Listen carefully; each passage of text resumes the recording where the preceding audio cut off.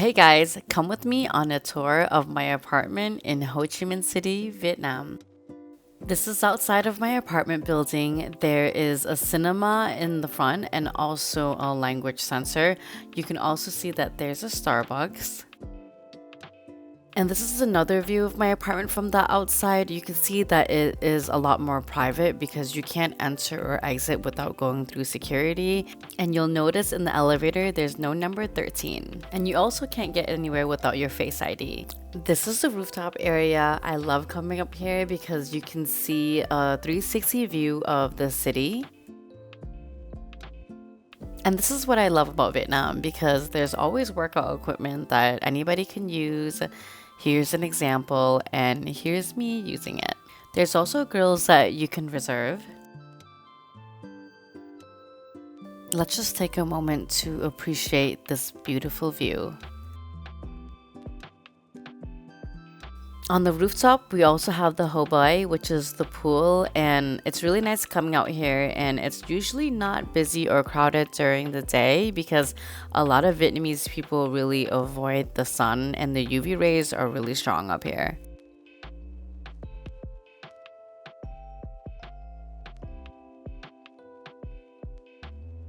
Let's head down to my apartment. I'm in the middle of moving, so I'm going to show you what my apartment looks like now.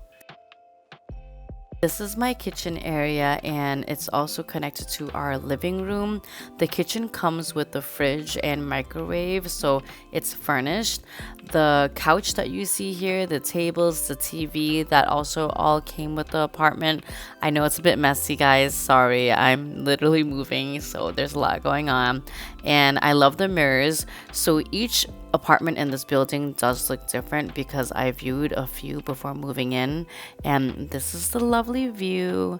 You see that's District 1 right there, and it's literally just across the river. And this is inside my apartment complex at night. You can see it is pretty busy, but it's a cute little community. There's people out just working out, running around, and most of these people actually do live here.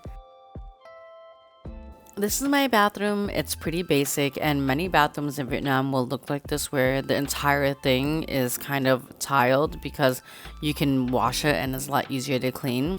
And this is the hot water switch, so when you want to use hot water you need to turn it on, and when you're done with your hot water you should turn it off. This is my bedroom here. It's the main bedroom. There's some shelves here for storage. It has the same view as my living room, and I also like the closets because it's pretty spacious. Now we're gonna head over to the second bedroom, which is the spare bedroom slash the guest bedroom. It's pretty similar to our main bedroom, except I think it's a little bit smaller, and what I like about this apartment is that each room also has its own aircon.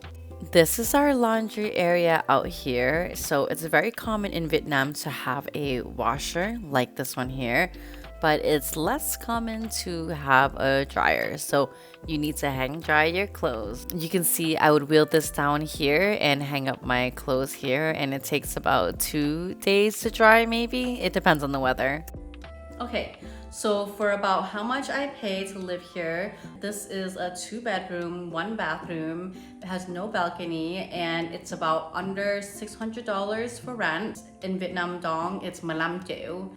In addition to paying for the rent, which we pay monthly, I also pay for the utilities, and the utilities will include the water and the security fee in this building, which is one bill, and also the electricity fee, which is a separate bill. And in total for the electricity, the water, and the security fee, I would say estimate around baht due, maybe a little over baht due, and I'll convert how much that is in US dollars. So I would say it's under $200 for all our utilities, but again, that fluctuates. It's gonna matter how much aircon you use. In addition to that, we also have the Wi-Fi, and when I moved in here, I bought the package Wi-Fi for a whole year, which is cheaper. And I don't remember exactly how much I paid for that, but I'll pull it up and I'll put it on the screen for you guys here.